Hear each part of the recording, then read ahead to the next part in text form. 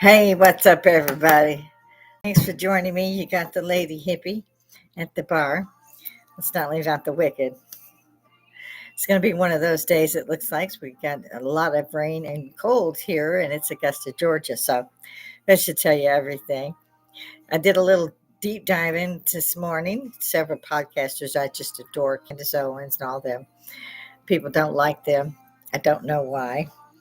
And my earphones are trying to get in and out. So yeah, so if I move, I'm like, uh-oh. So yeah, it's not working too good this morning. I don't know why. Um, yeah.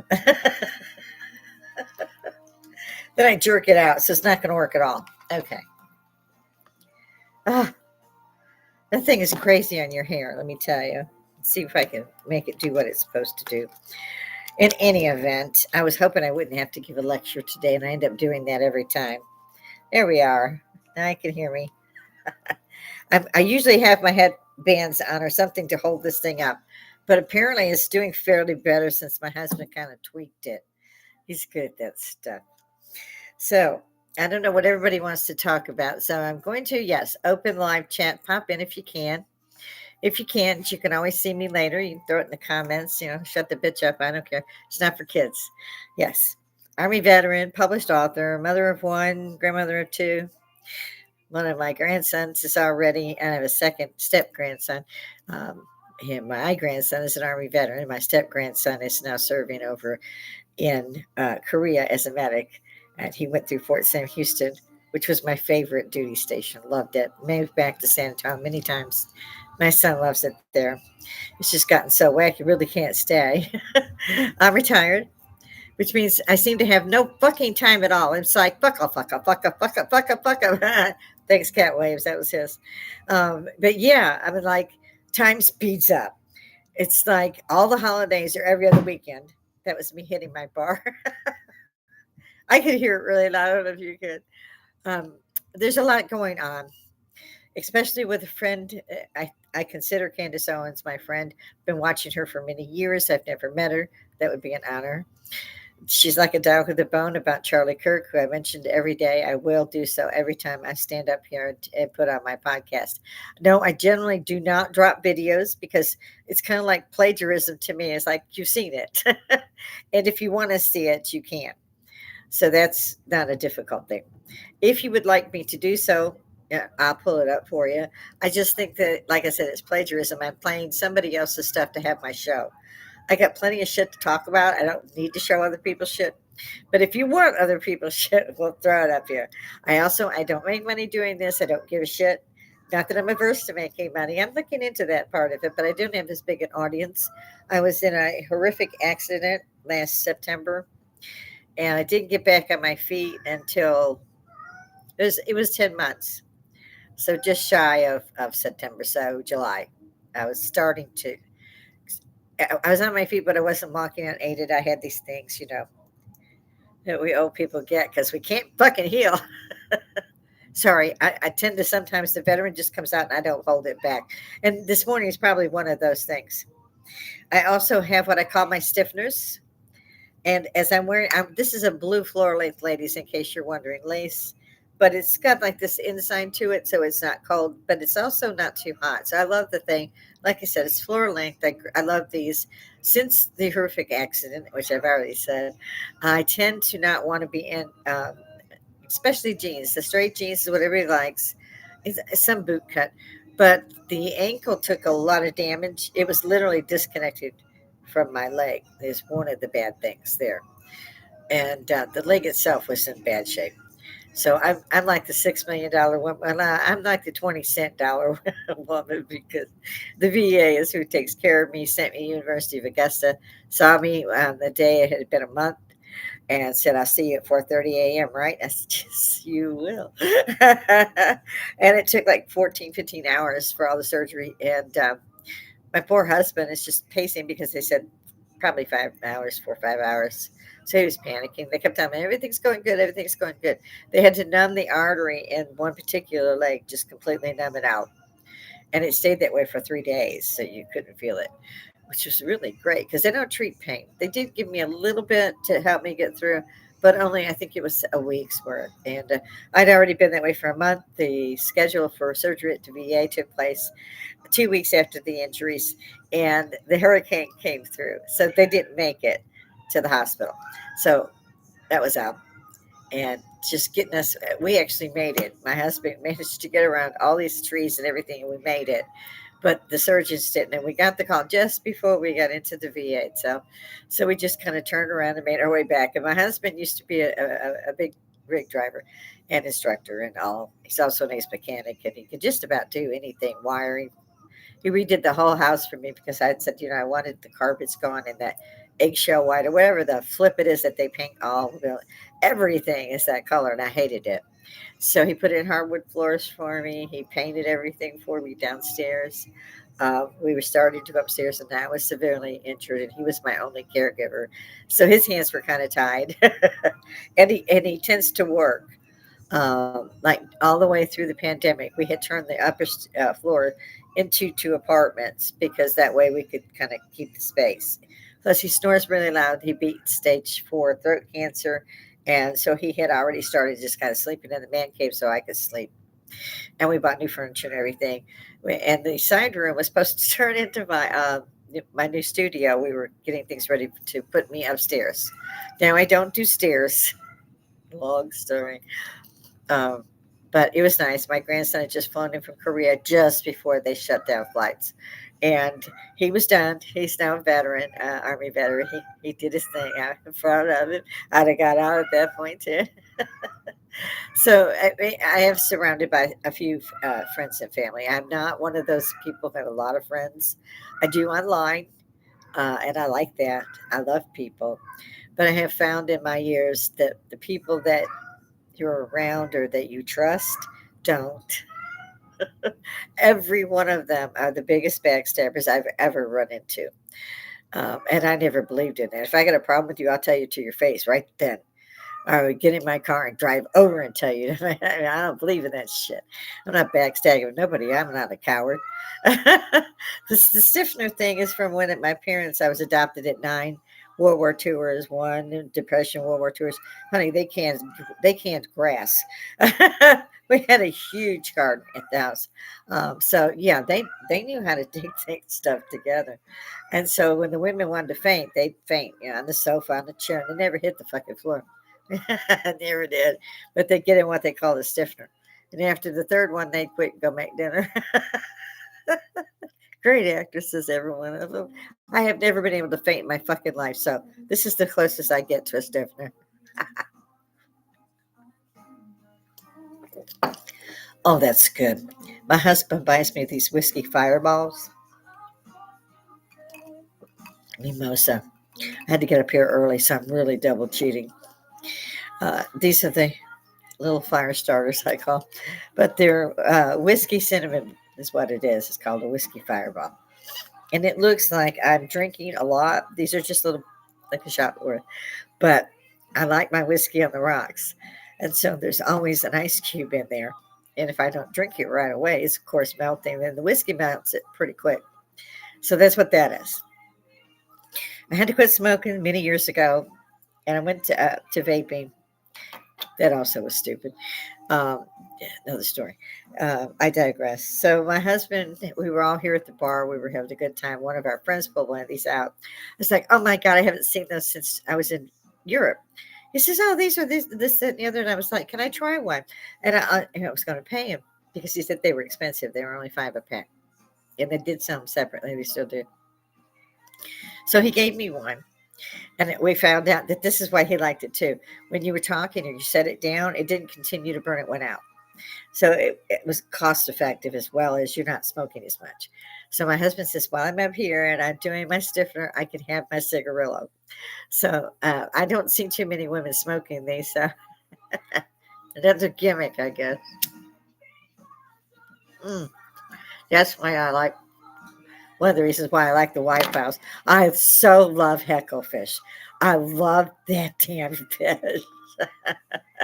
Funny as hell. I love AJ. Hey, Jay. The White House. Guys, check them out if you haven't. They're great. Professor Victor Davis Hanson, in his own words, is his podcast is one of them. Blade of Perseus is another one. I love the title on that one. This guy is a historian. Uh, he's the best gentleman I've ever seen, and he does not need his phone or paper to look up something if you ask him. He's that good. I'm sorry to say he's 72 because I wish he was only 50. He's such a brilliant man, and it's so calm all the time, so quiet when he's on. So that's another one you should check out. There are many, of course. Joe Rogan. Hey, Joe. News Radio.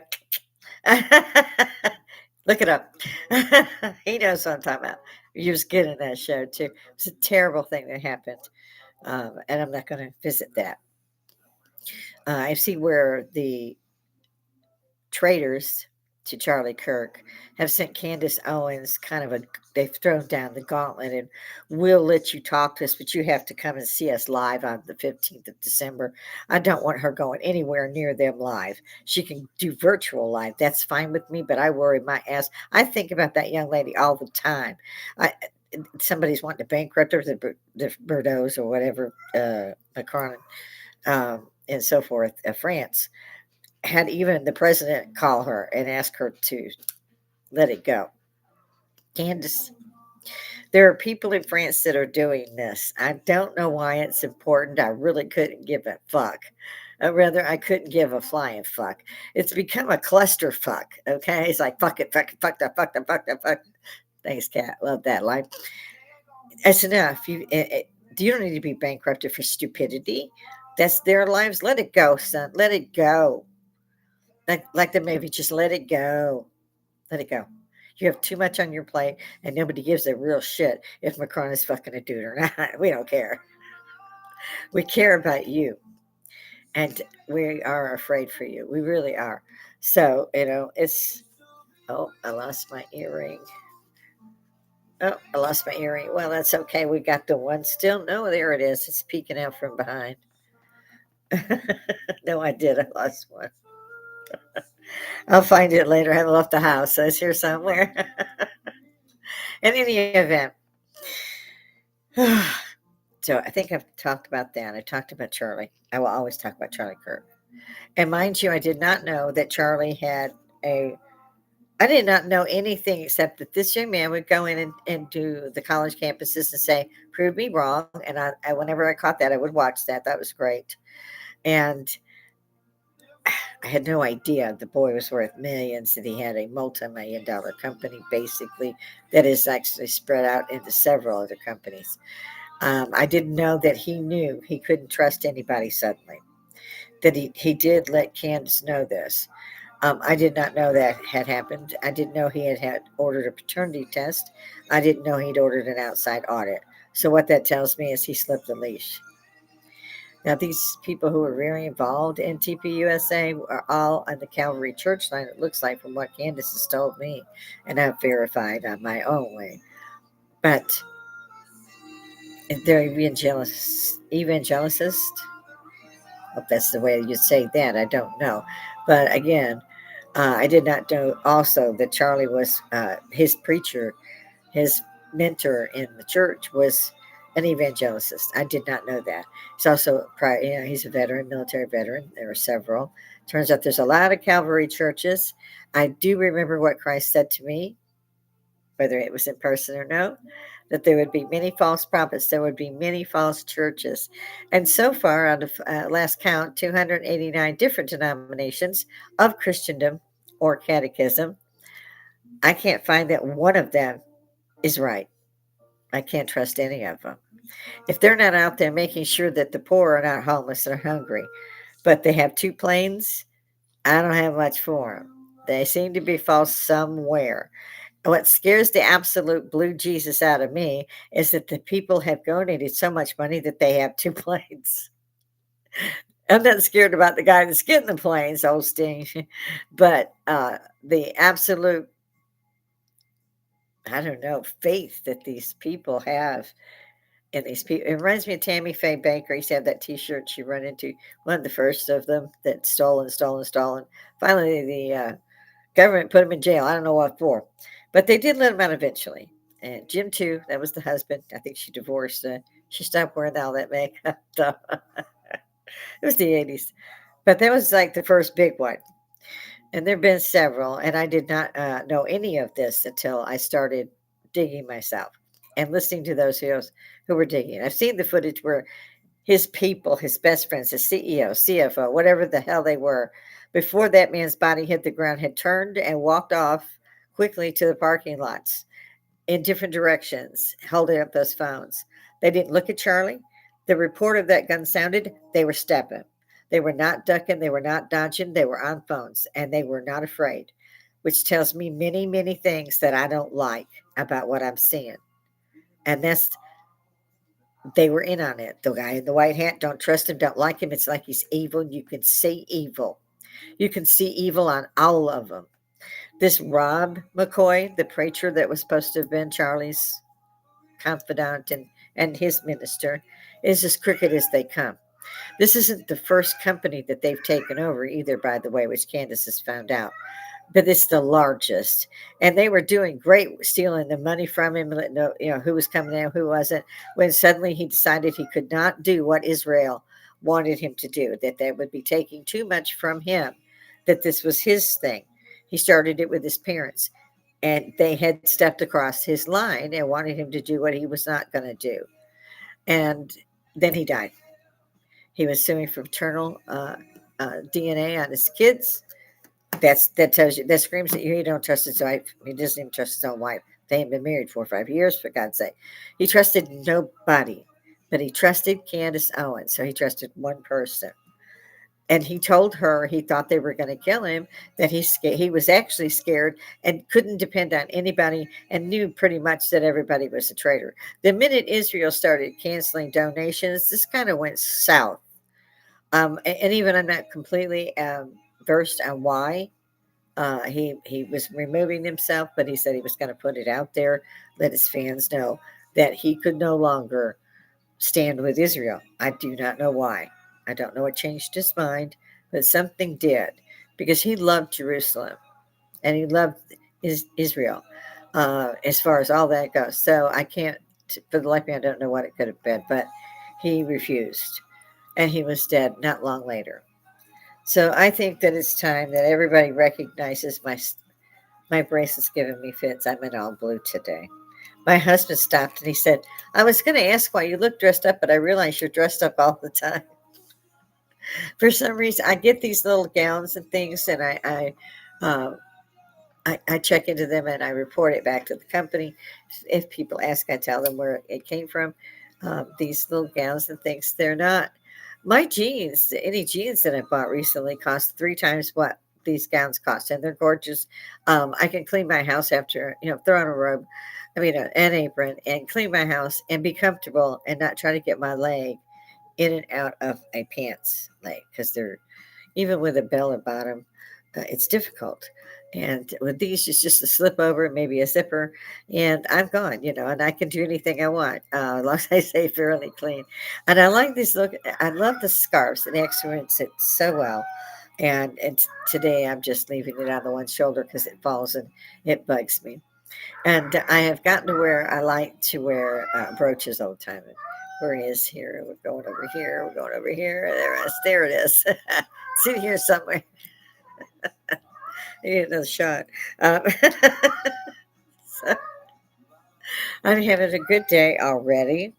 So this way I can talk to y'all, get this up, and then I'm going to be real happy because I got to go clean the entire house. The holidays are right around the corner. And for a change, I'm not even ready for it. I am not ready for it. Usually by the 15th of December at the very earliest, I'm done. Done. Presents, everything. This year, I'm like, oh man, who am I buying for this time? Who did I get? We snuck out before Thanksgiving to Burlington because I thought we'll meet the crowd before Black Friday. I was wrong.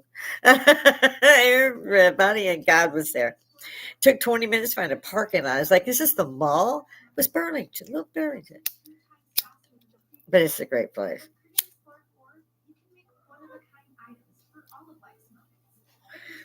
My husband ordered several things from another company, which actually is one of the companies I work for.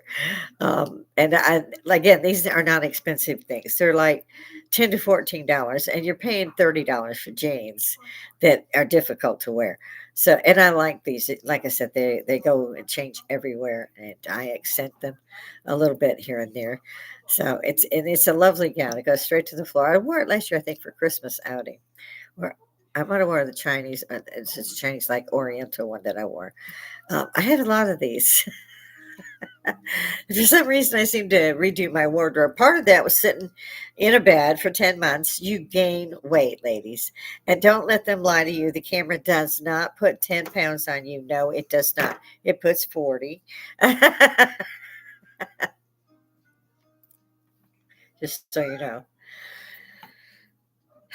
I also heard, and this freaked me out, um, I think more than Charlie's death did. And I hit my knees when he died and said, "This is shades of JFK." And I was weeping, and my husband came back in with another load of groceries, grabbing me and going, "What's wrong? What happened? What's wrong?" He wasn't in the room when I heard it. And I switched over to the Joe Rogan show and explained to him what was going on. He says, "Oh, okay. I don't know any of that. It's going to be okay." And he brought me a shot. He knows me. And so I was able to watch Joe Rogan, who was talking to Charlie Sheen when this happened, and then live. Megan Kelly was live. There was many of the bigger podcasters that were live. Hey guys, love y'all. Um, and it was hard. It was hard. They all knew Charlie, and they were fighting not to weep. And here I couldn't understand why I was weeping, especially as I learned other things. I hadn't felt a blow like that to the gut since Princess Diana was murdered. And yeah, she said they were going to use a car accident. They did 2 weeks later. She was murdered. I don't care what anybody says. They said they couldn't transport her. They had to keep stabilizing her. It took them hours to get her to a hospital 2 minutes away where she died. And I'll never forgive any of them either. I hope there's a special place in hell that they have to actually look up to see hell, because that was definitely a hit. So was Charlie. He was definitely a hit. The three guys that are, we've seen several different angles of footage of three guys that were around Charlie. All of them seemed to make the white hat, made this thing like he was a baseball, send it to third base. And the crack rings out as soon as he does that. He turns, he's gone. There's another chunkier guy. He's in a hat, he's gone. He goes off to one side, he goes this way. The marvelous Mikey McCoy goes this way, past the car that they came there in, around and way down the parking lot, has the phone on his ear. He does this. He leaves without looking at Charlie. He does so within less than a second. He has left. The other two the same way. Charlie's body hadn't hit the floor yet. One of them comes back, uses the chair that Charlie was assassinated in, uses the chair Charlie was assassinated in, moves it over and starts dismantling cameras and SIM cards. What the absolute fuck? I don't care who you are. Y'all have seen CSI somewhere. You secure the whole area where he was murdered. There were cops there that looked scareder than the kids, and none of them were securing the crime scene at all. At all. Even the hats that were sitting there disappeared. Because when some of them figured out, hey, I'm not going to get shot, they went back and got a hat. They stopped one boy who was a podcaster immediately after it happened, and he was talking about it. He was in the front rows. TPS people came up, shoving him and telling him, shut up. The next day he was on, I don't know, CBS, NBC, one of them. And his tone was totally different than it was when they stopped him. He was trying to tell them something, trying to tell us, and he backtracked. So they got to him. Money talks. And I'm fascinated with what Candace is seeing and what she's been so good about showing us. Although I do wish she would do it in less than 15 shows to show us one thing. She really drags that out. But that's okay too. That's her show. What I want to know, like her, is who did this. It's like this far and no further. We're done. And yet the FBI pulls out and says Utah's going to do it. They completely change and pave over the area where he was murdered. He's cremated less than 48, 72 hours after he's been massacred. He's Christian. Christians are not in favor of cremation. And there's a reason for that. Christians believe what it says in the Gospels that Jesus will return and they will be pulled up into heaven beside me, that the graves would open and the souls would rise up to join him in the skies. So, no, they don't do cremation. Yet his wife cremated him that fast. There was no autopsy. That's law. When someone is in particular assassinated in front of the world, no autopsy. Another red flag to me. And I keep, reverting back to what I have learned from Candace, and then I'm going looking for the camera angles, looking for the shots. I'm an expert marksman myself, but I wouldn't have wanted to make that shot with a World War One rifle, bolt action, 30-06, should have blown his head off. They didn't hear if that was the entry or the exit because we have no autopsy report. We don't know. I don't see, uh, from what I can see of the information that's been released, I don't see him being hit from behind. He seems to rock back and then, do the boxing pose. But you see that his neck goes, his shirt ripples. All of that's the kinetic energy and it has to go somewhere. So it blew his throat out. But it was at 30-06 that had blown his head off and killed 3 people behind him. But that's just me saying that. My husband's a sniper, or was. We're retired. That doesn't mean we stopped shooting. Just so you know. Big safe, lots of guns. Um, and we're old. We used to buy for each other for this, that, or the other holiday. Get tired of jewelry, I guess. So, yeah, I don't see that happening. But my husband, who was a sniper many, many moons ago, we're talking Vietnam. I'm Vietnam era. He was Vietnam. He's 4 years older. Um, Even as an expert marksman, I would have had a hell of a time making one shot kill shot. Even with scope, with that weapon, with a bolt action. That is not an easy weapon. That's a heavy weapon. It's not easy to break down. I don't see where he would have had time to break it down, put it up there, put the towel over it on the roof, and then leave. When he goes up on the roof, he doesn't have that. Maybe the towel's in the backpack. Who knows? But he was not carrying a rifle when he went in there. Of course, we had just had 2 or 3 grainy photos. I don't know why they haven't released the footage because we've got the footage from a lot of people, except certain areas. This guy gets up and he runs in 3 seconds completely across that roof and jumps down with this towel. He puts it in the gutter part, as he's getting ready to jump down, and then grabs this. He's jumping down 14 feet. This furry boy that they that they have up there, he doesn't look like he could. He don't look like he could hurt a fly, and I don't think he could be that good a marksman. And you're talking to somebody who is, even though you may think I'm an old woman. I like to be underestimated like that. I actually want that. That's an edge to me. So I'm going to let this go more or less, and I ask everybody to pray uh, for for everybody involved in this, especially for Charlie.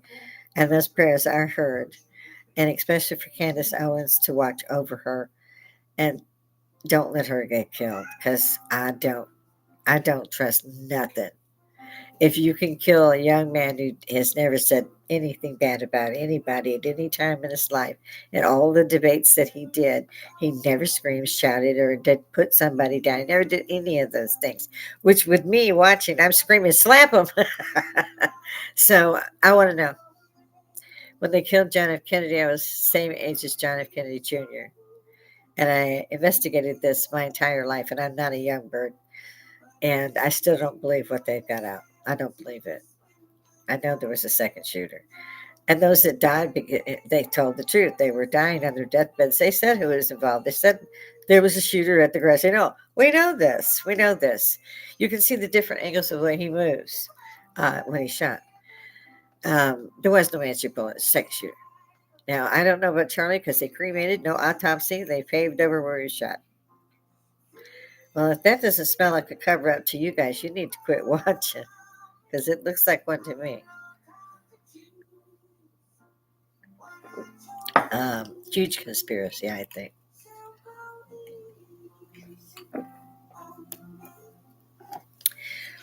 I said, leave the widow alone.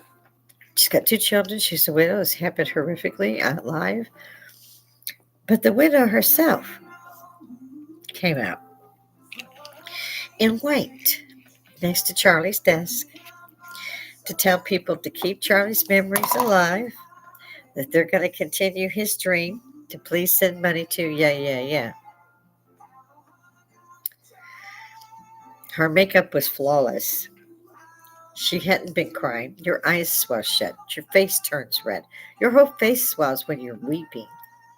I looked worse than she did, and I barely knew this at all.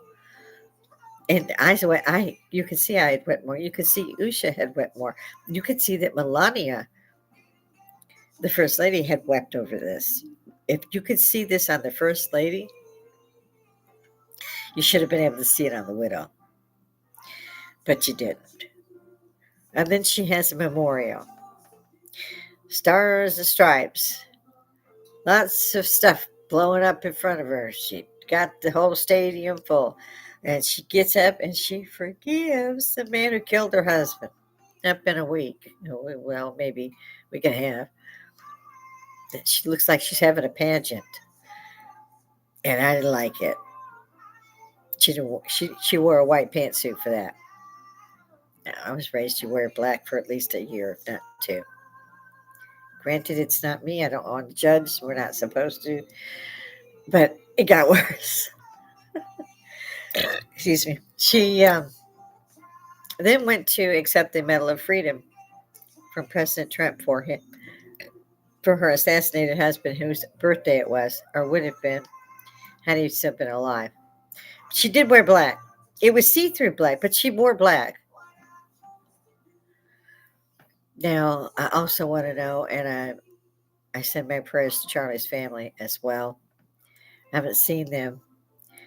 And Charlie had a problem with these kids. He was ordering a paternity test, or he had already done one. So obviously he didn't believe and couldn't trust his wife. That's horrific in itself. And so there's that. There was the outside audit. I see my husband's brought stuff in.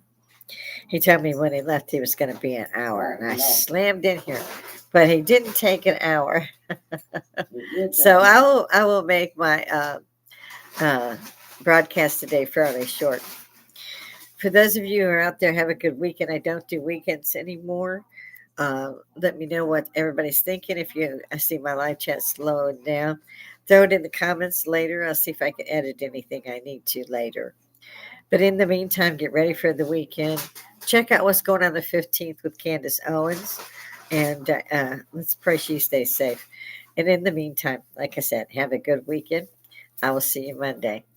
Bye.